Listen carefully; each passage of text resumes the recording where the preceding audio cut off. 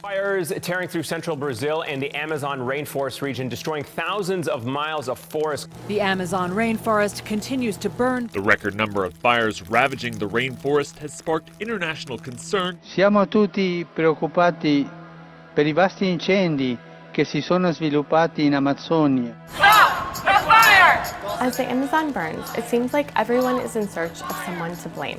I am under the impression that it could have been set by the NGOs because they had asked for money. Nós não queremos nos calar diante de uma política pautada na indiferença. The Amazon, you opened with it.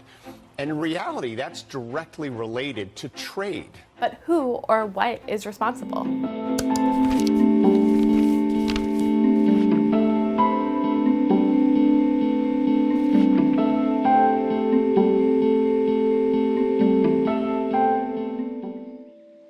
Fires in the Amazon occur every year, but natural ones are extremely rare.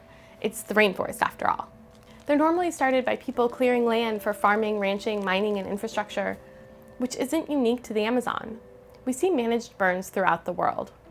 And often, where you see deforestation, you see fire. What fluctuates is how many fires.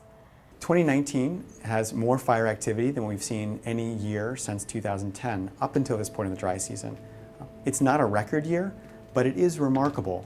Remarkable because it's a departure from the successes that Brazil in particular had achieved in terms of reducing deforestation rates and minimizing the threat of fires. Deforestation and land management fires are set every year during the dry season, from August through October. And like many natural resources, the Amazon is caught in a tug of war between economic growth and environmental protections. And in that war, politics almost always comes into play. About 60% of the Amazon lies within Brazil. That means environmental laws have fluctuated as the Brazilian economy, pressures from the international community, and administrations have changed. In 2004, the Brazilian government, then under former President Lula, launched a national action plan to deal with deforestation. From 2004 to about 2014, it was a massive success. It was a real reduction in the rates of deforestation. 2015 and in 2016, Brazil had a very deep recession. So in 2015, we started to see deforestation rates rise again. And they continued to rise through 2016 and 2017. 2018, the situation kind of died down a bit, but then came the electoral campaign. Bolsonaro! Brazil's right-wing populist candidate, sometimes likened to Donald Trump, winning the presidency Sunday night in that country's most polarizing election in decades. Vamos usar as riquezas que Deus nos deu para o bem-estar da nossa população.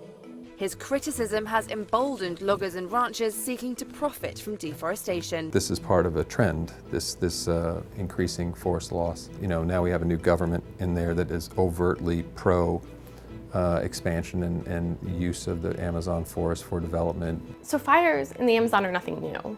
But this year has raised alarms, and there have been all kinds of theories to explain what's going on. Some have pointed to the weather, but these fires look different than what we would see if climate were the main factor. What we've seen so far are fires that are in the locations. We expect to see fires for deforestation, and they're early in the dry season, which tends to be more motivated by economic pressures rather than climate conditions. Bolsonaro said it could have been the NGOs. I am under the impression that it could have been set by the NGOs because they had asked for money.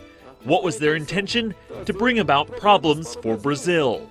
We spoke with Brazilian fact-checkers who told us there's no basis for his claim. First he said that the NGOs were behind the fires, then he said that maybe it was the farmers, and then he changed his version again. So we tried to point out these contradictions and the fact that he hadn't showed any evidence to support this claim. Others have suggested fluctuations in international trade. You know, the fact that U.S. farmers can sell soybeans to China has created an opportunity for Brazil to sell soybeans to China. And as a result, farmers are tearing down the Amazon to grow soybeans. With the help of the University of Maryland, we compared where crops, including soybeans, are planted to the location of this year's deforestation fires, and they don't line up. If you're a big soy producer, there's so much intensification around the larger agro-industrial farms that fire's not a thing, really. So when you look at those maps where the crops are and where the fire is very removed along the frontier with the Amazon, clearly related to some other land use, in this case likely cattle ranching expansion. Most of the crop expansion is happening on the Cerrado, it's not happening in the Amazon. That doesn't mean that we can say in complete confidence that increased interest in Brazilian soybeans hasn't inspired some smaller actors to clear more land. E nesse outro grupo, chamado Sertão, Grupo Sertão, é que reuniram-se as pessoas que estavam a favor de fazer dia do fogo. On August 5th, a Brazilian newspaper reported an organized day of burning called Fire Day, scheduled for August 10th. Que segundo eles era para apoiar as ideias do presidente da República, estava desmontando o esquema de fiscalização do IBAMA e dizendo que ninguém ia multar mais de maneira arbitrária, que IBAMA is the Brazilian Environmental Protection Agency that is tasked with stopping deforestation fires in the Amazon. A federal prosecutor reported that IBAMA was ordered to stop these fires, but the state police refused its support. Então essa queimada foi criminosa.